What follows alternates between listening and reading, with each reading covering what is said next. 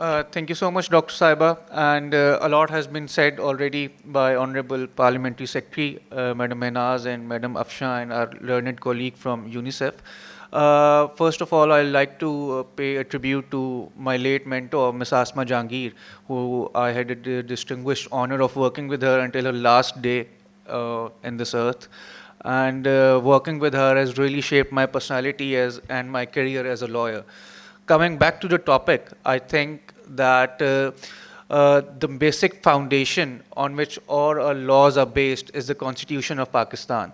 And as it's been already been discussed, that there is no set age defined in our Constitution of being a child.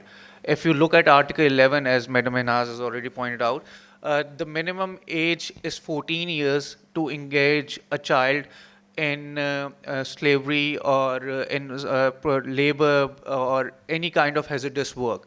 And if you look at Article 25A, which was inserted in the Constitution by virtue of the 18th Amendment, the minimum age, it is the responsibility of the state to provide free and compulsory education to all, every child across Pakistan from 5 to 16 years of age. And if you look at these two provisions, there is a clear contradiction between the two, because if it's the responsibility of the state to provide free and compulsory education to all at the age of 16, till the age of 16, and at the other hand, there is this provision, Article 11, which states that a child is allowed to work once he attains age of 14 years. And there's another article where there is mention of child, that is Article 25(3), which states that nothing in this constitution will bar the state from making laws which are beneficial for women and children. But again, no age for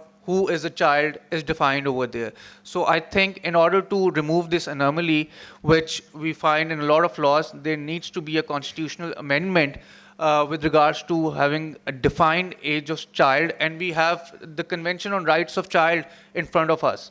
If we look at CRC, Article 1, which Pakistan has already ratified, Article 1 clearly states that a child is someone who has not attained the age of 18 years. And even if we look at our domestic laws, the Majority Act states that 18 is the age of attaining majority.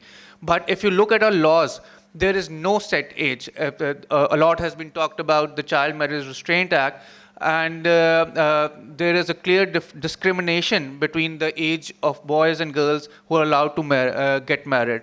And अगर हम देखें कि पंजाब में और बाकी सूबों में 18 साल लड़कों की उम्र है और 16 साल जो है वो बच्चियां जो हैं उसमें शादी कर सकती हैं.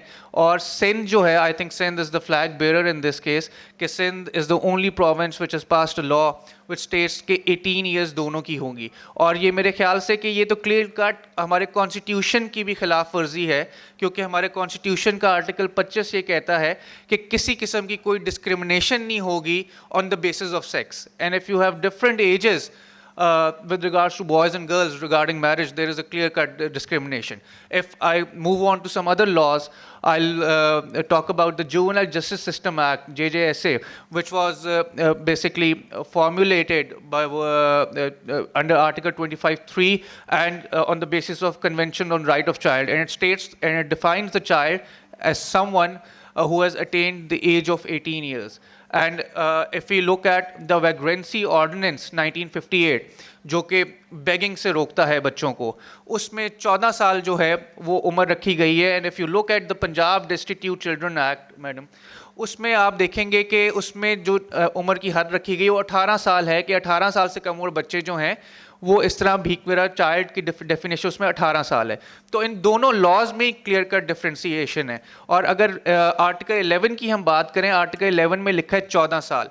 और अगर हम जो हमारा माइंस एक्ट, और आर्टिकल 11 में क्लियर कट लिखा है कि माइंस में भी 14 साल से कम और बच्चे काम नहीं कर सकते. If you look at the mines act 1923 का, उसमें 15 साल एज दी गई है.